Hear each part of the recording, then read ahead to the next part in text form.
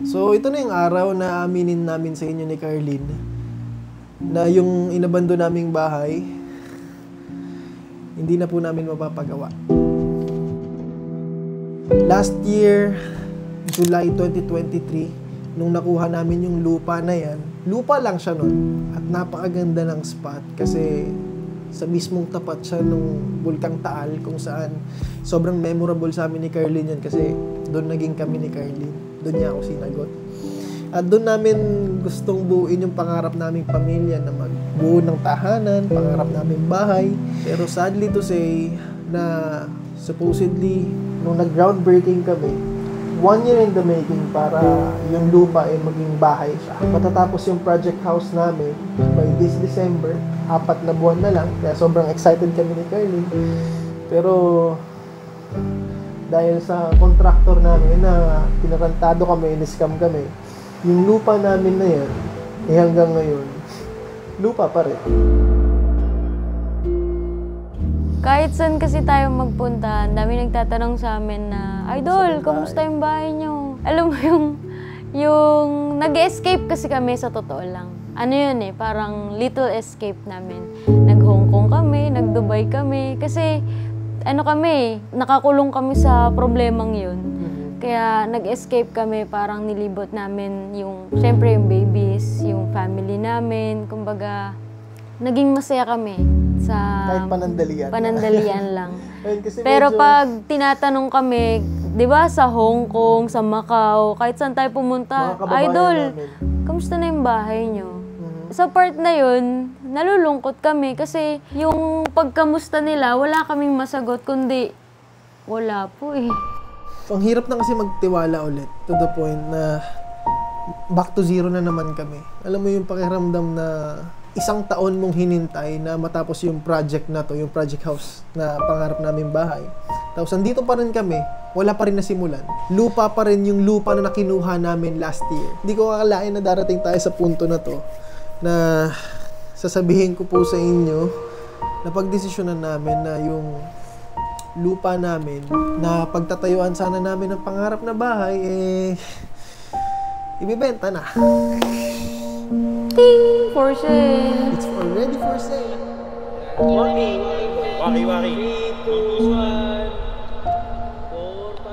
Mahirap man i-let go kasi gusto talaga namin yung spot na yun. Ang Tapos, ganda, mami. Sobrang ganda. sobrang Tapos ganda ng perfect spot na yun. Maganda siya sa picture, sa videos, pero kung makikita nyo talaga sa personal, ang ganda-ganda. Kitang-kita mo yung Taal. Pero dahil nga sa ganitong senaryo na hindi namin nakalain na kahit na kasama namin sila sa groundbreaking, tatarantaduhin pa rin kami. Ngayon, hinahabol sila ng batas ngayon dahil tinakasan kami. Hindi pa rin kami binabayaran ng 8 milyon pero life goes on. Medyo still moving on kami. Tapos ngayon, kaya for sale na yung property namin, yung lupa, kasi gusto na namin mag-move on sa nangyaring dilubyo sa buhay namin, sa pamilya namin. Kaya kaninang umaga, ayan, mami, game na. Kaninang umaga, maaga kaming umalis dito sa BG House.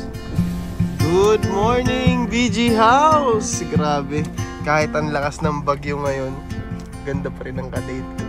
So, isasama namin kayo sa lakad namin ni Carlin ngayon. Pupunta kaming Tagaytay.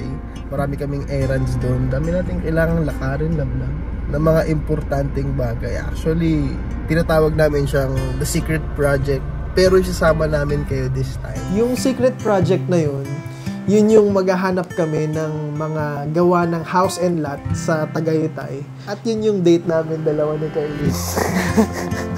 Our kind of date. Babay muna tayo. Lucas! Lucas! Bye-bye, Lucas! Alis muna si Mommy, Daddy!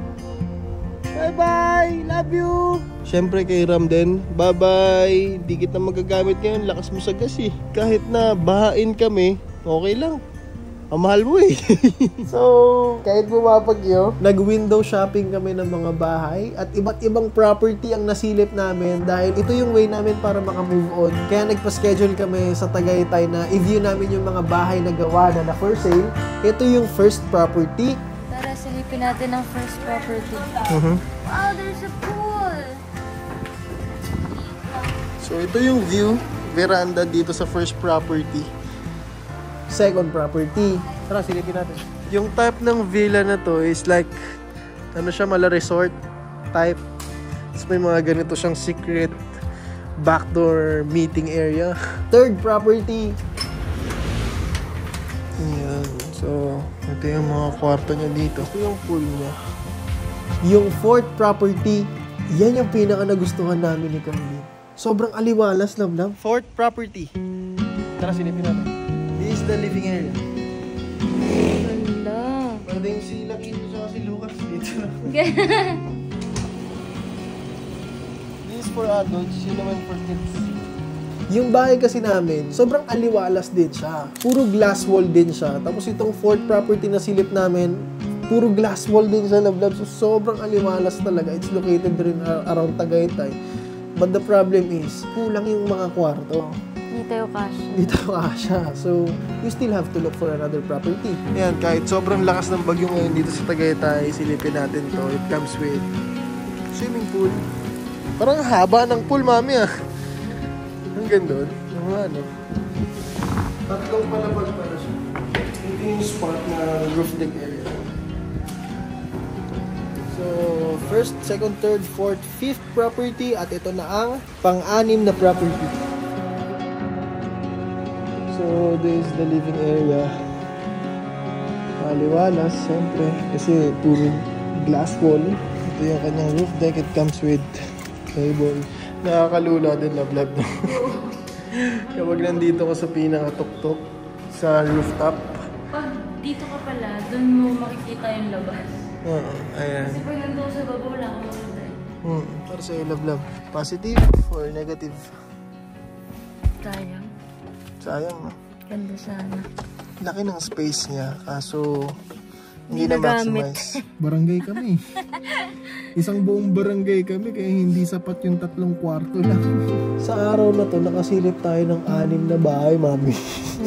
Well, actually, iniisip ko nga, siguro hindi pa ito yung time na talagang makuha natin o mapagawa natin yung dream house natin.